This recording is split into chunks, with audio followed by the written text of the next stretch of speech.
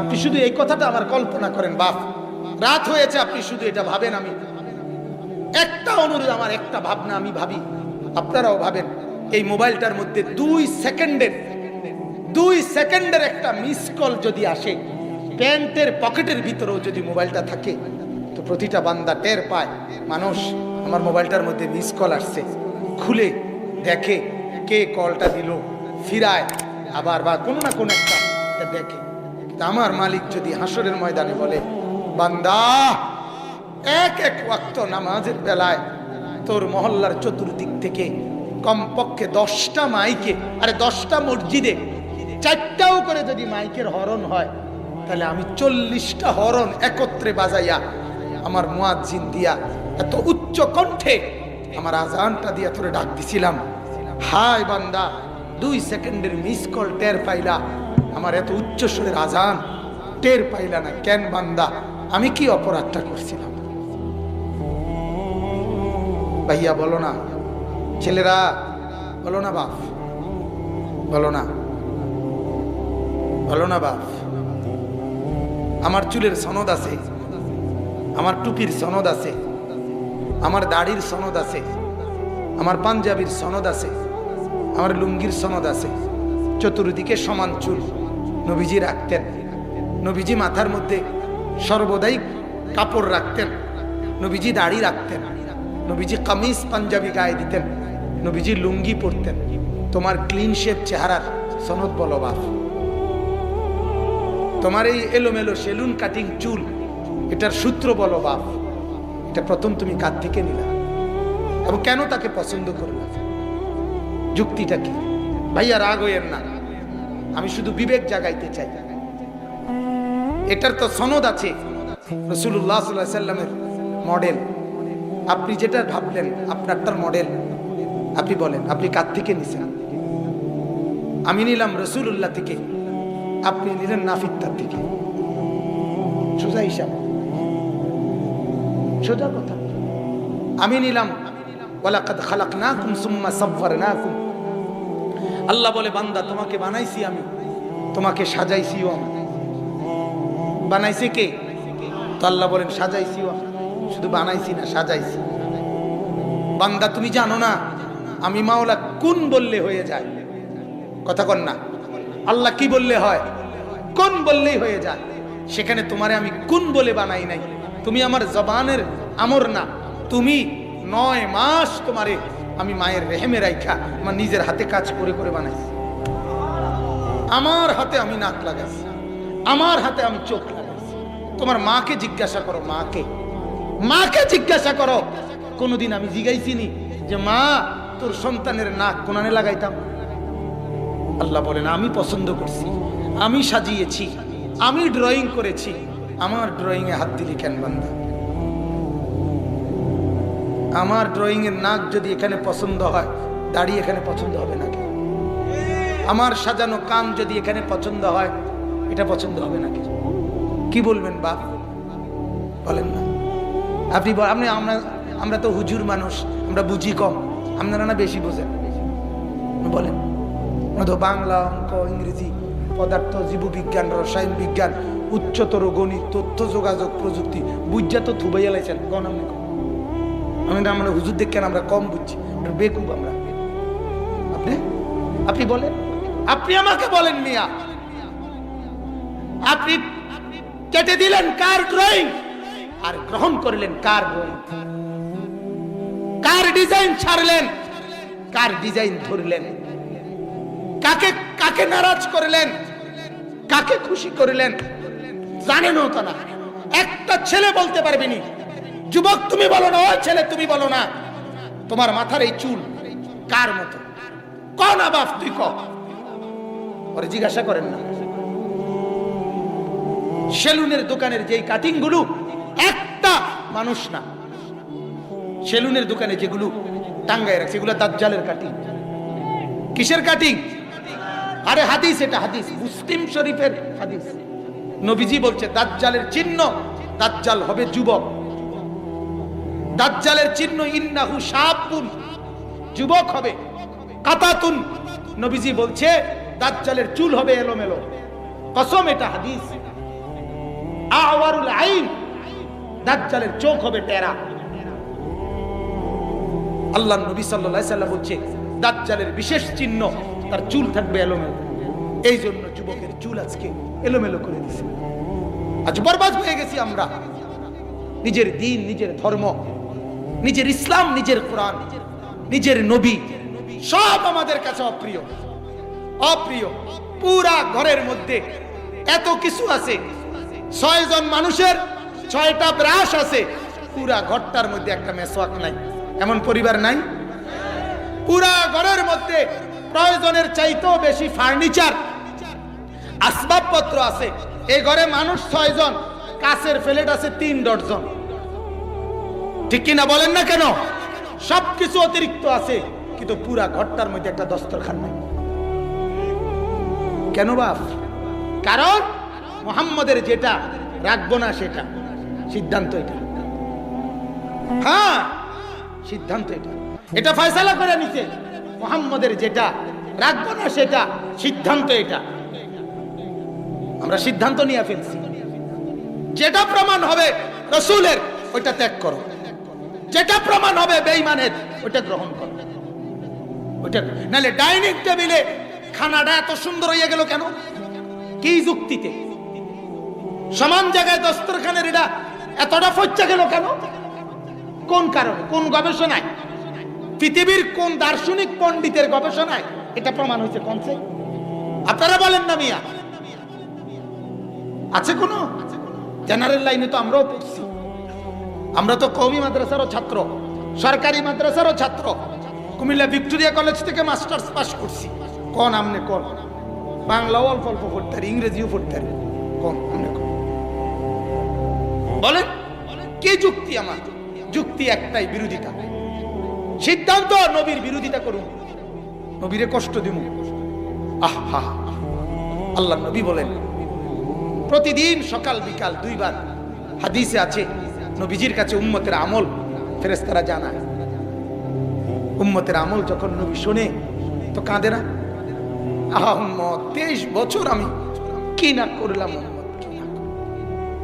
যখন মেরাজে গেছে নবীজি, সেই আরশে আজিমে আল্লাহ যখন পাশে বসাইছে, পাশে বসাই আল্লাহ বলছে বন্ধু আপনি এখন গোটা সৃষ্টিটা দেখেন। আপনার কদমের নিচে আমার গোটা সৃষ্টি সব আপনি দেখেন। আমি মাওলা এবার শুনেন, এই যদ্দুর আপনি দেখেন সবটার রব আমি, আর সবটার রহমত আপনি। আমি রব্বুল আলামিন, আপনি রাহমাতুল লিল আলামিন। যতটুকুর রব আমি, অতটুকুর রহমত আপনি। যতটুকুর মাওলা আমি, অতটুকুর নবী আপনি। বন্ধু, এত বড় সাম্রাজ্য আমার, এই সবটার মধ্যে আমি আপনাকে শ্রেষ্ঠ বানাইছি। আচ্ছা, কাছে আনছি, এত উপরে আমি আর কাউরে আনি নাই। এখানে আর কেউ আসে নাই, আর কেউ আসবেও না কোনোদিন। বন্ধু, আপনাকে সম্মান দিতে আমি এখানে আনছি। আজ এখানে আপনি বলেন বন্ধু আপনি কি চান?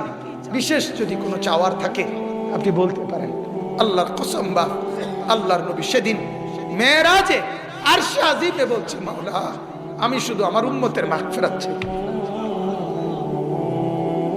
আল্লাহ পাক বললেন হায় বন্ধু, আজও উম্মত, আজও উম্মত খুশির এই দিনে, আনন্দের এই দিনে নিজের জন্য কিছুই চাইলেন না। আজও উম্মত যান। আল্লাহ বলছে যান বন্ধু, আপনাকে ওয়াদা দিলাম হাশরের মাঠ আমি আপনার মাঝে আমার মাঝে ভাগাভাগি করে নেব। কাসামতুল কিয়ামাতা বাইনি ওয়া বাইনাক, কিয়ামতকে আপনার মাঝে আর আমার মাঝে ভাগ করে নেব। আনা মালিকু ইয়াউমিদ্দিন আনতা সাহিবু ইয়াউমিদ্দিন, আমি হব কিয়ামতের দিনের মালিক, আপনি হবেন কিয়ামতের দিনের বাদশা। আপনি বলবেন আমি শুনবো, আপনি সুপারিশ করবেন আমি গ্রহণ করব, আপনি চাইবেন আমি দিতে থাকব। আপনাকে খুশি করে দেব। বলে সাউফা ইউতিকা রাব্বুকা ফাতারদা। বন্ধু আপনি সবাইকে আমি আমার খুশি মতো দেই, আপনাকে আপনার খুশি মতো দেব, আপনার খুশি মতো। আরে দোস্ত, কারে বাদ দিচ্ছেন? কারে বাদ দিচ্ছেন? মুসলমান ঘর থেকে কারে বিদায় দিলেন?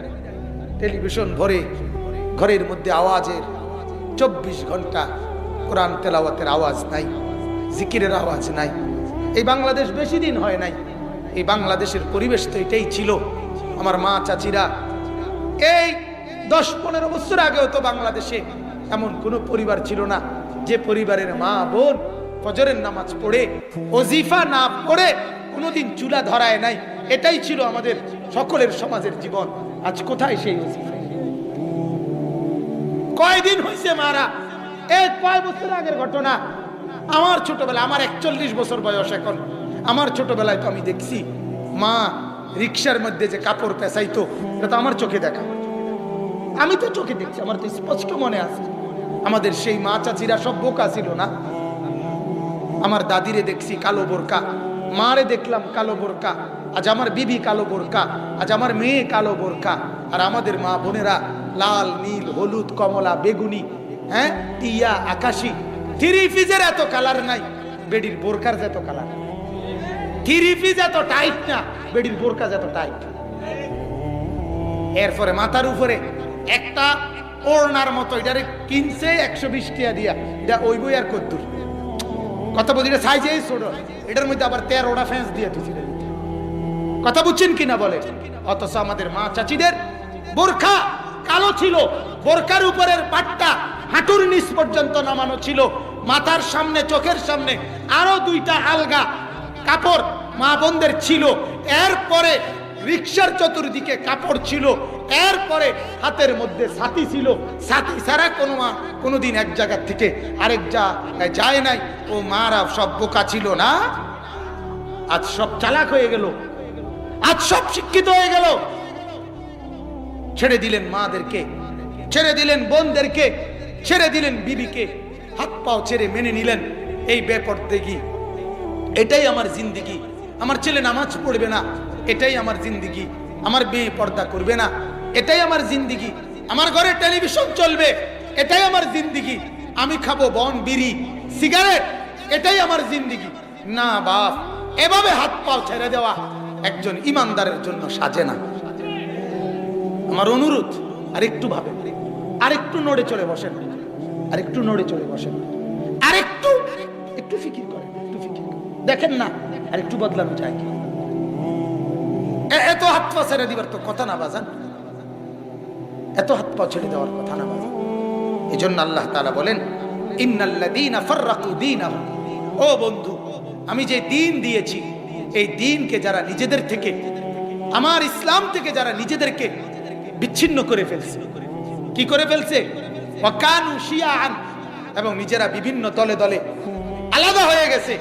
কেউ শিরিক করে, কেউ কুফরি করে, কেউ বেদাত করে, কেউ নিফাকি করে, কেউ কবিরা গুনাহ করে, কেউ শাহওয়াতের তাবে, মানে মনে যা চায় এটার তাবেদারি করে, কেউ নফসের তাবেদারি করে, কেউ শয়তানের তাবেদারি করে, কেউ দুষ্ট অসিব্য কাফের বেঈমানদের অনুসরণ করে। যে যেভাবে আমার দ্বীন থেকে নিজেদেরকে আলাদা করে দলে দলে বিভক্ত হয়ে গেছে, আল্লাহ বলছে লাস্তা মিনহুম ফি শাইইন, ও নবী আমি আপনারে বললাম এদের কারো ব্যাপারে হাসরের দিন আমি আপনাকে কিছু বলবো না। আপনার কষ্ট করছেন বন্ধু, আমি আপনারে কিচ্ছু বলবো না। আপনার উম্মত এমন হলো কেন, আপনারে দোষারোপ করবো না নবী, আপনারে কিচ্ছু কইতাম না। আমি দেখছি বন্ধু, 23টা বছরে আপনি কলিজা পানি করে ফেলছেন, 23 বছরে আপনি ঘুমান নাই, ঠিক মতো আরাম করেন নাই, 23 বছরে আপনি পেটের মধ্যে পাথর বাঁধছেন। তায়েফের রক্তে পিঠ, আল্লাহর নবীর কিতাবে আছে, ইতিহাসে তারিখে রাসূলুল্লাহর ইন্তেকাল পর্যন্ত পিঠের মধ্যে চালনির মতো ছিদ্র ছিদ্র গর্ত, পুরা পিঠে মৃত্যু পর্যন্ত ছিল। আল্লাহর নবীর স্ত্রী আয়েশা বলছিলেন নবী আপনার কি ছোটবেলায় বসন্তের গোটা হয়েছিল? আল্লাহর নবী বলছে, না আয়েশা, আমার গায়ে তো মশাও বসে না, আমার গায়ে তো মাছিও বসে না, গোটা বসবে কেমনে?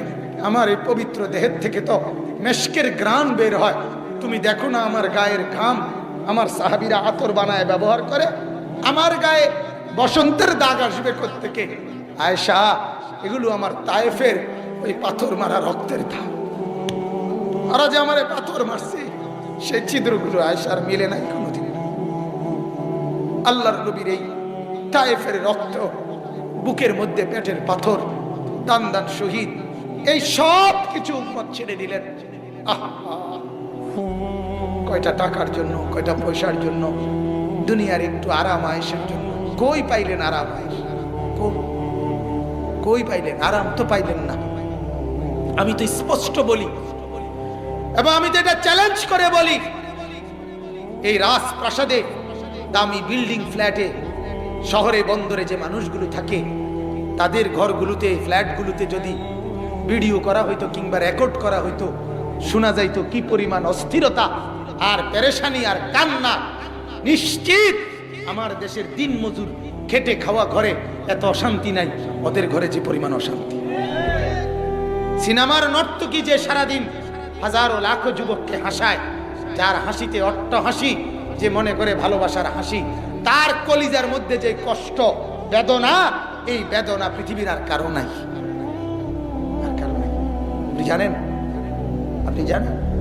হ্যাঁ, অতএব ওরা সুখে নাই, ওরা সুখে নাই, ওরা সুখে নাই, ওরা সুখে নাই। নয়তো সন্তান অস্ট্রেলিয়া থাকলে, মেয়ের জামাই গুলশান বনানীতে থাকার পরে, নিজস্ব গার্মেন্টস মেল ফ্যাক্টরি থাকার পরে, হাজারো লাখো মানুষকে ফেসবুকে লাইভে জানান দিয়ে পিস্তল ঠেকাইয়া আত্মহত্যা করার কারণ কি? সুখের অভাব। সুখের অভাব। কথা বলেন না? সুখে সম্পত্তির অভাব ছিল না। কিসের অভাব ছিল? সুখ নেই, সুখ নেই, সুখ নাই বাপ, সুখ নেই। আল্লাহ আমাদেরকে বুঝার তৌফিক দান করুন। আল্লাহ বলেন, ইন্নামা আমরুহুম ইলাল্লাহ। ও নবী, আপনাকে কিছু বলবো না, আপনি কষ্ট করছেন, আপনার চেষ্টা আপনি করছেন, আমি আপনারে বলবো না। ইন্নামা আমরুহুম ইলাল্লাহ, এই নাফরমানদের বিষয়টা আমি আল্লাহ নিজে কিয়ামতের দিন আমি বুঝাপড়া করব। ইন্নামা আমরুহুম ইলাল্লাহ, আমি বুঝাবো। এজন্য কোরআনে আছে, ওয়াকিফুহুম ইন্নাহুম মাসউলুন।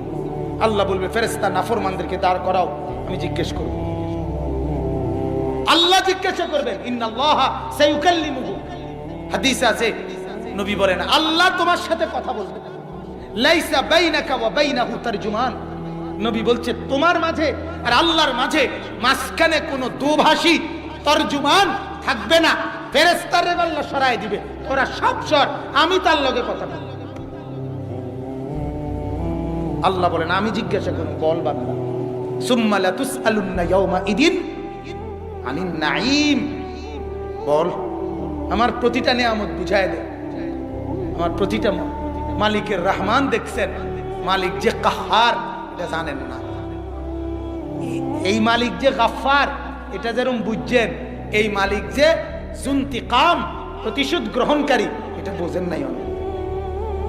এই মালিকের রহমত দেখছেন, এই মালিকের আযাব দেখেন নাই, কথা বুঝেন নাই।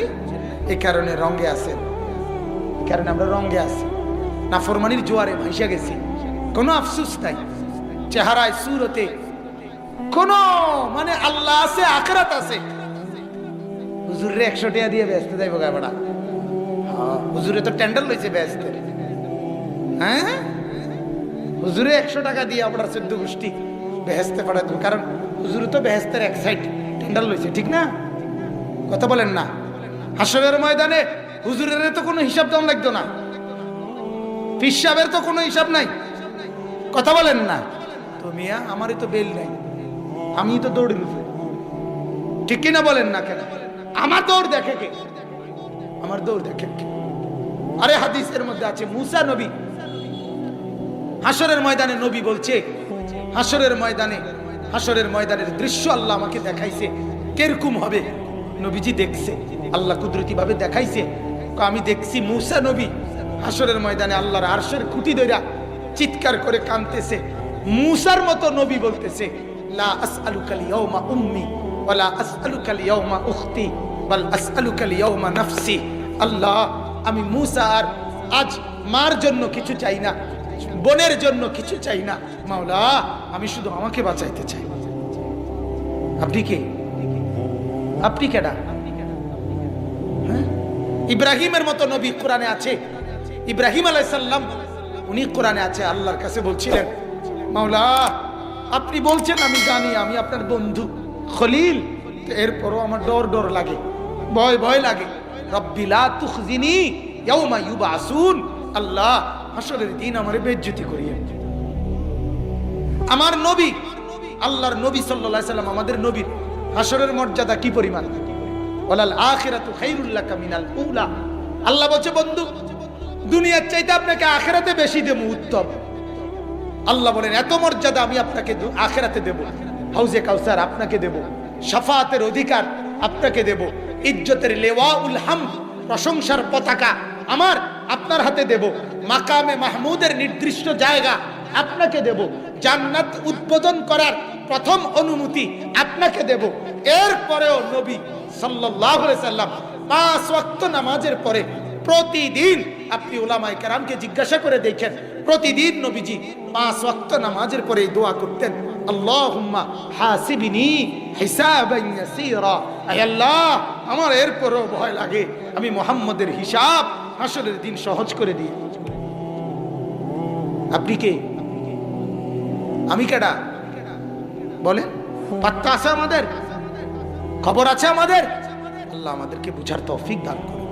অতএব আল্লাহ তাআলা বলেন, সুম্মা ইউনাব্বিউহুম বিমা কানু ইয়াফআলুন। বান্দা, আমি নিজে জানাবো তুমি যা যা করেছো, আমি শোনাবো তোমার 60 বছরের গল্প আমি শোনাবো, তোমার 70 বছরের গল্প আমি শোনাবো। দেখবা একটা নিঃশ্বাস আমার আড়ালে নাই। আল্লাহর আড়ালে কোন নিঃশ্বাস বলেন না আছে? আল্লাহর বাহিরে, আল্লাহর দেখার বাহিরে, জানার বাহিরে কোন সেকেন্ড আছে? আল্লাহ আমাদেরকে বুঝার তৌফিক দান করুন।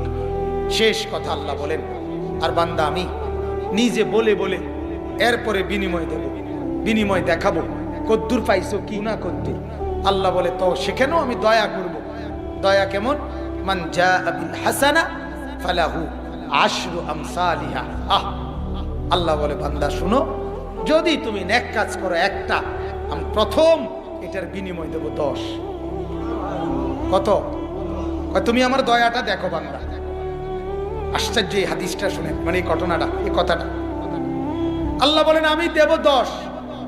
এরপরে আল্লাহ আরেক আয়াতে বলছে, না বান্দা 10 না রে, 10 না, প্রত্যেক 10-এর লগে আমি আমার দয়া আরো বাড়ায় দেব।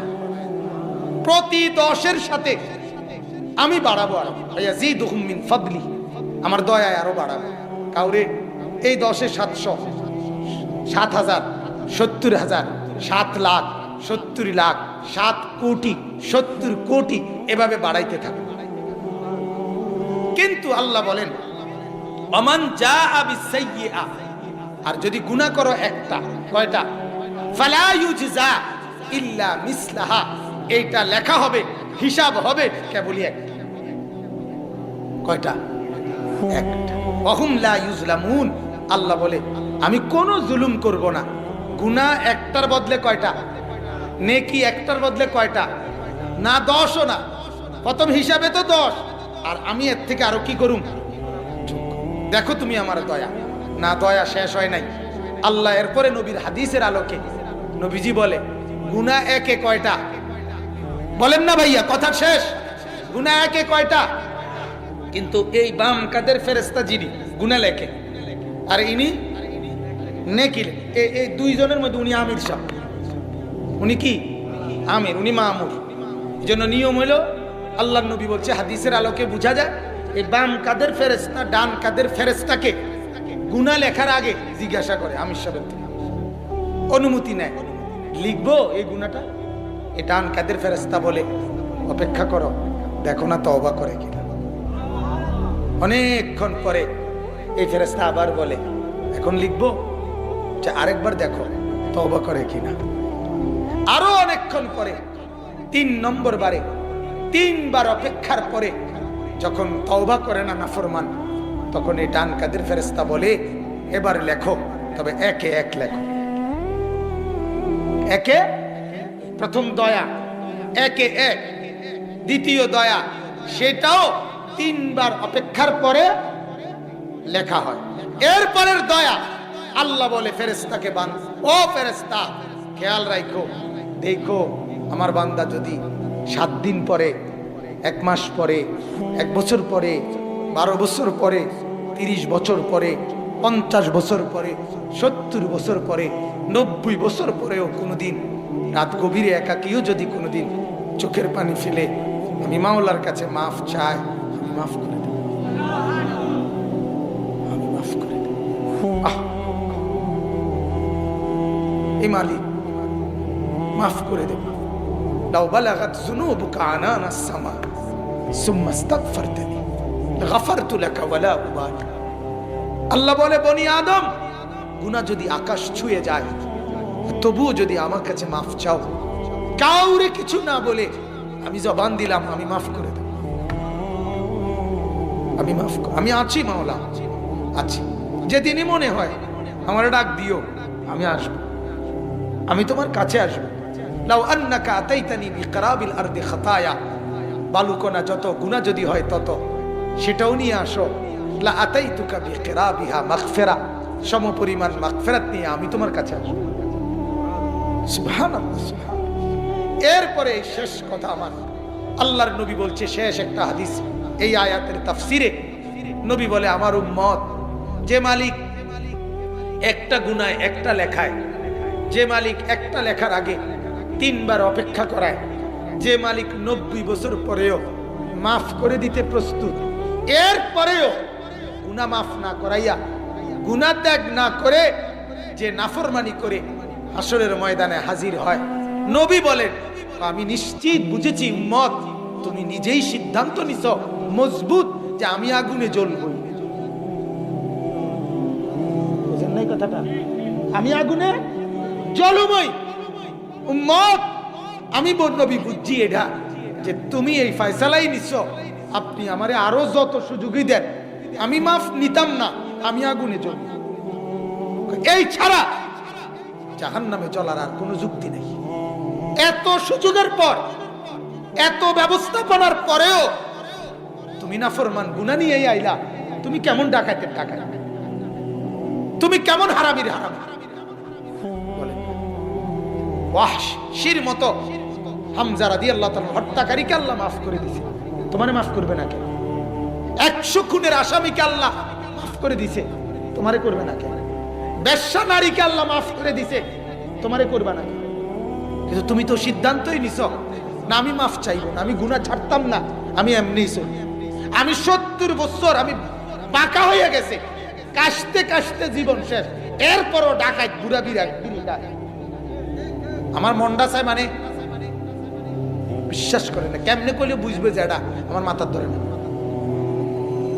আমারে যদি কেউ বলে আপনি অল্প বয়স্ক, আপনি বুড়া করে লই এইভাবে শক্ত হইলেন কা, আমার কথা হইল, আপনি যদি হন আমার দাদা, আমি আপনার নাতি, আমি চাই দাদা যেন হয় আমার জান্নাতি। আপনি যদি আমার হন চাচা, আমি আপনার ভাতিজা, আমি চাই চাচা যেন হয় আমার জান্নাতি। আমি না চাইলে কে চাইবে? ওই কথা বলেন না, আমরা না চাইলে কে চাইবে? আমরা চাই আপনাদের পরিবর্তন, আমরা সবাই মিলে আখিরাতে জান্নাতি হতে চাই। বলেন ইনশাআল্লাহ। ফিকির করব তো ইনশাআল্লাহ। হ্যাঁ, অহরহ তওবা করেন, গুনাহ ছেড়ে দেন। যুবকরা, বাবারা, ফজরের নামাজে অভ্যস্ত হন, ফজরের নামাজে অভ্যস্ত হন। আগামী সময়টা মাহাদির পক্ষে, দাজ্জালের বিরুদ্ধে যদি লড়তে হয় এবং ঈমান যদি রক্ষা করতে হয়, ঈসা নবীর বাহিনী এবং মাহাদির সম্মিলিত বাহিনী দাজ্জালের মোকাবেলা করবে। হাদিসে আছে সারা পৃথিবীতে আল্লাহর রাজত্ব কায়েম হবে এই ঈমান রক্ষার এই লড়াইতে। হাদিস দ্বারা বোঝা যায়, আমরা পড়ছি হাদিসে, সেই ব্যক্তি উদ্ধার পাবে, সহযোগিতা পাবে, নাজাত পাবে, মাহাদি এবং ঈসার সঙ্গী হবে, ফজরের নামাজ জামাতে পড়ে যাবে। কারণ হাদিসে আছে, আল্লাহর নবী বলছে, দাজ্জালের বিরুদ্ধে যেদিন লড়াই শুরু হবে, মাহাদি ঈসা নবী দ্বিতীয় আসমান থেকে নেমে আসবেন, মাহাদি আলাইহিস সালামের সাথে যোগ দিবেন এবং মাহাদির বাহিনী নিয়ে দাজ্জালের বিরুদ্ধে রওনা দিবেন। ওই ওয়াক্তটা, দ্বিতীয় আসমান থেকে নামার সময়টা, আল্লাহর কসম নবীজি বলছেন, ইজ নাজালা ঈসা ইবনে মারইয়াম আস-সুবহা, ফজরের ওয়াক্তে ঈসা নবী আসমান থেকে নেমে আসবেন। এইজন্য ফজরের মুসল্লি ঈসাকে পাবে, মাহাদিকে পাবে। আর ওই 60 উনি ফজরের নামাজ পড়ে ওনারা দাজ্জালের মোকাবেলায় লড়তে বেরিয়ে যাবে। আর ওই 8টা বাজে যে নাফরমান উঠবো, এতে শুধু বেরোস ছাড়া আর কিছু পাইতো না। হেতু ওইটা বেরস করবে, রস নাই। যে আমার মেসো আগে তো রস আছে, এদের বেরসের মধ্যে কোনো রস নাই, এই বইয়ে বইয়ে বেরস করবে। বুঝেন নাই কথাটা? হ্যাঁ। এরপরও যদি লজ্জা হয়, বেরস লইয়া আপনার 8টা বাজে এত বড় শক্ত ডাকাত চা দোয়ানে যায়, চা খাইতে যা সবাইকে যেন বলে আমি ডাকাইতে, দেখো আমি মালিকের নাফরমান, দেখো আমি এই জমিনের নাফরমান, দেখো আমারে। হ্যাঁ হ্যাঁ, আল্লাহ আমারে মাফ করে দেন। মনে কষ্ট নিয়েন না বাপ, ভাবতে শিখেন, জাগতে শিখেন। মাহফিলটা যেন কামিয়াব হয়, আল্লাহ যেন কবুল করে। আপনাদের সবাইকে আমার জন্য দোয়া করবেন। সত্য কথা হয়ে গেলে আমারে মাফ করে